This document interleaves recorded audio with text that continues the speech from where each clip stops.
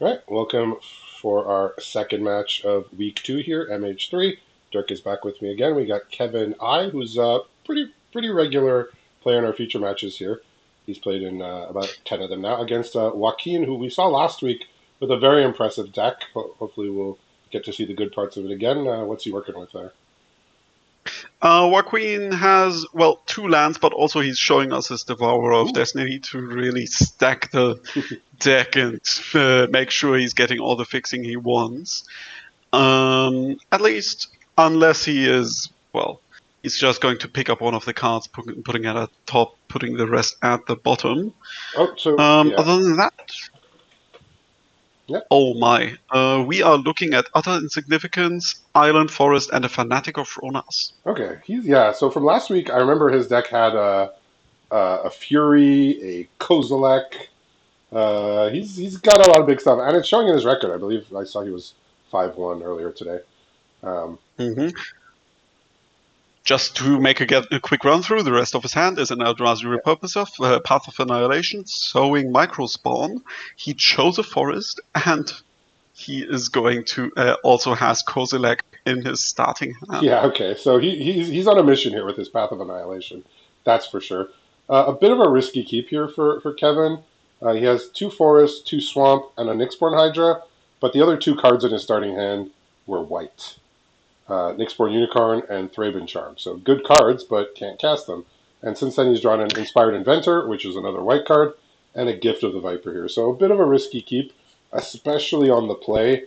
On the draw, you can maybe feel a bit better keeping this without any castables, but he's probably just going to have to play a 3-4 for 4 next turn, if nothing else. And Joaquin, his deck is very on plan. His deck has one goal, and is to ramp into the scariest monsters that you can imagine, and he's well on the way here.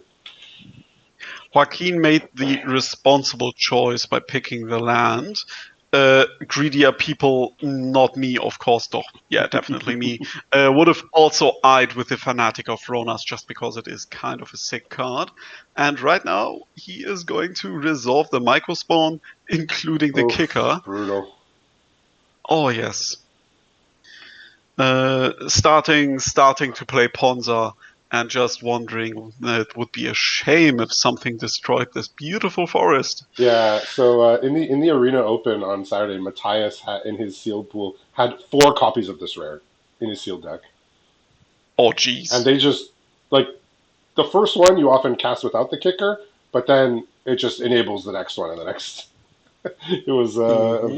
very easy 7 wins in that sealed pool, but yeah, he's drawn a Twisted Landscape, which is of no assistance in getting his much needed white mana here. He has a Fetid Gargantua, which he would have been able to play if he drew a land and his land didn't get exiled, but it's looking a bit grim here already, even in the early going. Yeah, this is just gonna get rid of Hydra, and he has no plays. Like he has 3 white cards, Gift of Viper, and Fetid Gargantua, and he's facing down 9 power here. Mm-hmm. In the meantime, we drew Demon Furia and a Colossal Dreadmask just to keep the big stuff going. Yeah, And now a Malevolent Grumble as well. yeah, he's drawn a Wither and Bloom, so he can kill this Myco Spawn for the clean 3-for-1 here for Joaquin. Oh, yes.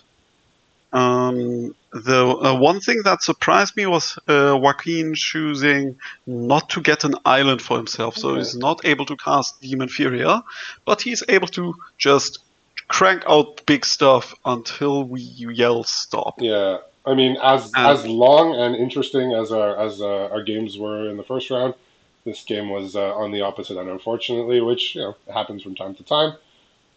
We see here he did have 5 planes and probably about 5 or so fetch lands that could go get the planes, um, and he needed those to stay in the game.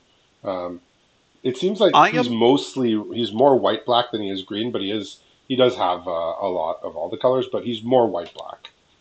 So a bit of I unfortunate. am honestly surprised that he chose, after being the player with a lot bigger pool to choose from, to still stick to the 3rd color instead of taking a page out of your book and really going for the safe mana base in 2 colors and fixing. Yeah, the green is adding like a Nyxborn Hydra, 2 Gift of the Viper, 2 Temperamental Oozewag and a Signature Slam, I guess just to get some more counters on his stuff, on his white-black stuff. But yeah, I think I saw he was 3-6, so a bit of a slow start to the league. But that's about the time where your two-color deck is potentially going to be building itself up here. So Maybe. The most tricky part about that is that the Nyx-Born Hydra is something you do not want to hardcast for a single green, yeah, but bestow it for 2 greens instead, which makes this splash a little bit more awkward. yeah, I think, and rather than going for just like a white-black deck, because he had like a bunch of refurbished familiars and some other cards in the sideboard, I think he decided to go a bit hard on the modified synergy. So like almost all of his cards either provide a modification or care about modified creatures. So I think he zeroed in on that and is playing 3 colors to maximize those synergies from what I could see, based on what was in his And sideboard and what was in his main deck, um, which can be powerful when it comes together. But we saw there the mana problems were bad. What's Joaquin working with this game? well, I am seeing quite the scary hand. On the first, I am had kind of a deja vu seeing Kozilek on the starting hand again, including a Path of Annihilation as well. But now we also have a Detective's Phoenix, which is the Okay, perfect card to discard and play an Evocation Fury. well, that'll do. Yeah, yeah. Last week we saw he did cast Kozilek in one game, and another game he cast Fury and then attached a Colossal Dread Mask to the Fury. Oh, jeez. The game ended, yeah, immediately. Yes, we definitely see where his winning streak is coming from. This is quite a scary pool. Yeah. Putting down the Path of Annihilation right on rate, ramping himself to 6 mana and Well, potentially eight, really, even right? 8. It's really eight Yes, if he wants. that technically 9 next turn if he hits a land drop, which he doesn't have in hand. But if he draws it, he would be able to cast Kozilek. Thankfully, that Wither Bloom this is keeps us from seeing that kind of this disgusting is thing. yeah, this is not what you want to see from your Wither and Bloom. But I think I mean, maybe he saw his opponent's pool and saw some of the stuff. But even just from last game, seeing Devour of Destiny and stuff, he said, "Let me keep my opponent off of mana." So in hand for Kevin, he does have some cards that can help him here. He has Expel the Unworthy if something big comes down.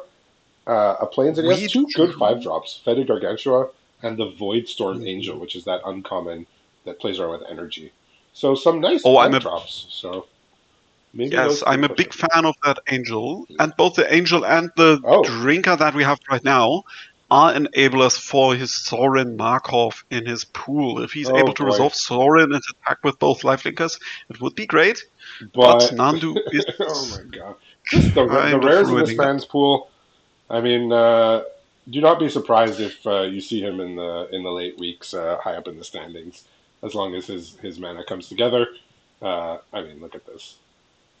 Expel the Unworthy is a really good answer. I was kind of surprised. Well, he did make the right choice by casting it with 4 open mana, considering we have an Ether Spike Yeah, in Joaquin's yeah. hand. Just the fact that Joaquin got to play it, trigger it right away while killing an opponent's creature, and then have Yes. opponent kill it and get wow. Like I mean, that dude's busted. Uh, Just so many strong cards in his deck here. It's so scary. he is showing a lot of dominance right now. That is for sure. Oh yeah, Deep analysis to further keep on drawing cards, just to maybe keep on hitting the land drops. I do think the Wither and Bloom on the spawn was just full on the right choice. With the Path yeah. of Annihilation, I mean, it is bolting the it bird, was and a, it was that's a what you bit it do. was a bit of a I don't think he was happy with it, but he identified that it was what had to be done. Yes, it was definitely a good choice, honestly. Yeah, I think he was hoping for like a real creature to hit with that. Like a 3 drop or 4 drop creature that get a card's worth of value from his Wither and Bloom. But I think even just from a small dose of what he saw in game one, he said, "I'm basically taking a mana away from my opponent, and I need to stay alive to do that." And Hmm. he got his Gargantua countered here. Unfortunately, that Ether Spike having just enough 2 energy here. Well, looks like the We forest is just going away drew. again. Yes, we got back our Micro Spawn, taking away that last green source. Also, we put down the 7th land with that spawn that counts double, he would have also been able to cast Kozilek, but chose against it. Well, he said, let's leave my opponent with as few options as possible, and then I'll drop my hammer. The, the hammer It can is come not next time. just a hammer, it would also completely reload his hand, forcing the opponent to manifest the only two cards he has left in his hand. Yeah, Which are those? yeah. He has the angel, the energy angel, the uncommon. Then he has the indebted spirit, which is that uncommon that can bestow and give afterlife, make little one ones. All right, and right on Mm. cue, after the forest goes away, he's drawn a green card in Nyxborn Hydra. So he's gonna have to work a bit, he's gonna have to work hard here to get through all what's happening, especially if the big Eldrazi's coming next. You do have to remember we have still a Fury in hand and drew into a Writhing Chrysalis last Oh, turn, but sure. instead he is now choosing to really maybe put it down.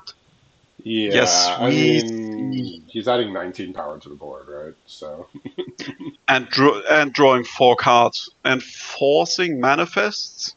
Uh, well, kind of enabling his opponent to at least make something out of that green card he just drew.